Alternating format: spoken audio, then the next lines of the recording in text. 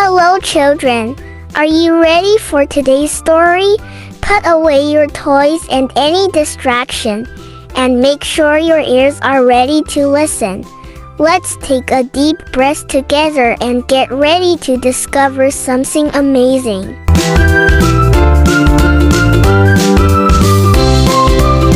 Joseph and his colorful coat. Long ago, in the land of Canaan, there lived a man named Jacob. Jacob had many sons, 12, in fact, but one of them, named Joseph, was very special to him. Joseph was one of the youngest, and he was the son of Jacob's old age, born to his beloved wife Rachel. Jacob loved Joseph more than all his other sons, and to show his love, he gave Joseph a beautiful gift, a coat of many colors. It wasn't just any coat.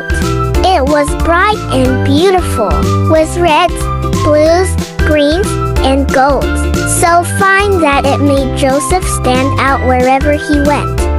But this gift made Joseph's brothers very jealous.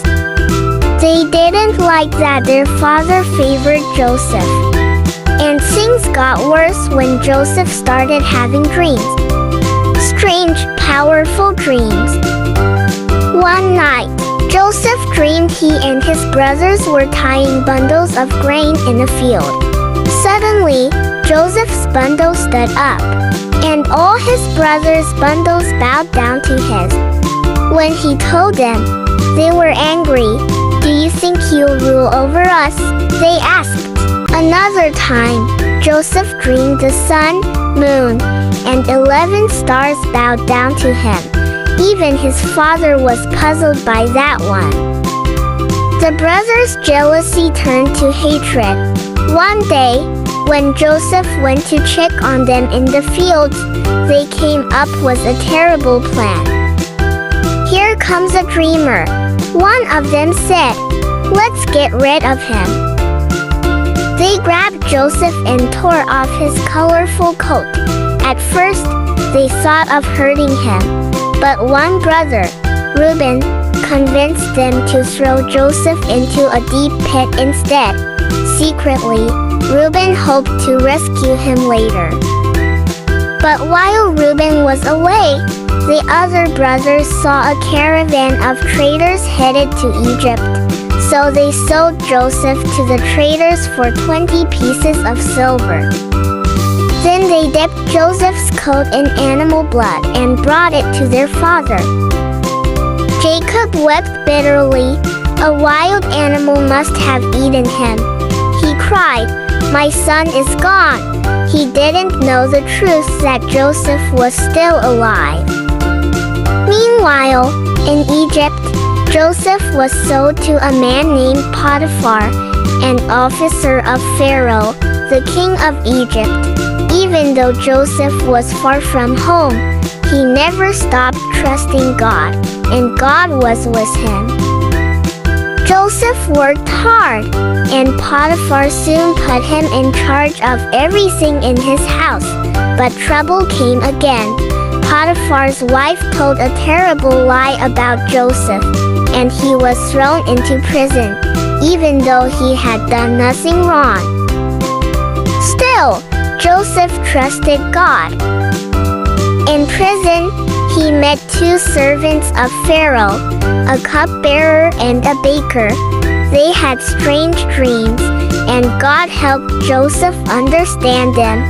He told the cupbearer, "In 3 days, you'll return to Pharaoh's palace," and it happened. Joseph said, "Please remember me when you get out." But the cupbearer forgot for 2 whole years. Then one day, Pharaoh had a dream. A confusing dream about fat cows and skinny cows, and no one could explain it. That's when the cupbearer finally remembered Joseph. Joseph was brought before Pharaoh, and God helped him understand the dream.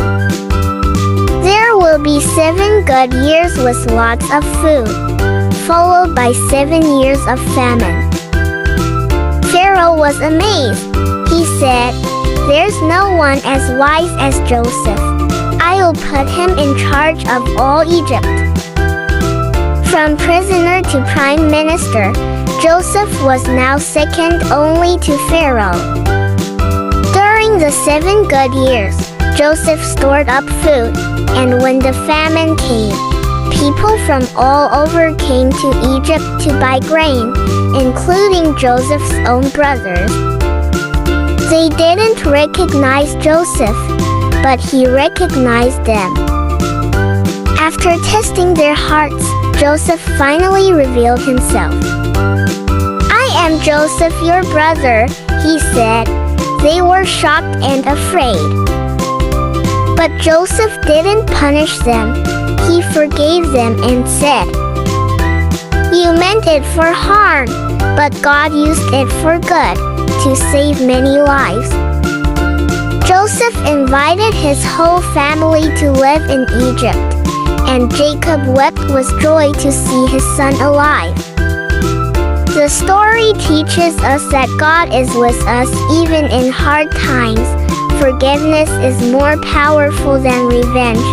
What others mean for harm, God can use for good. Dreams and delays may take time, but God's plans never fail. Thanks for listening, and don't forget to share your lessons with your friends. I will see you next time for another fantastic story.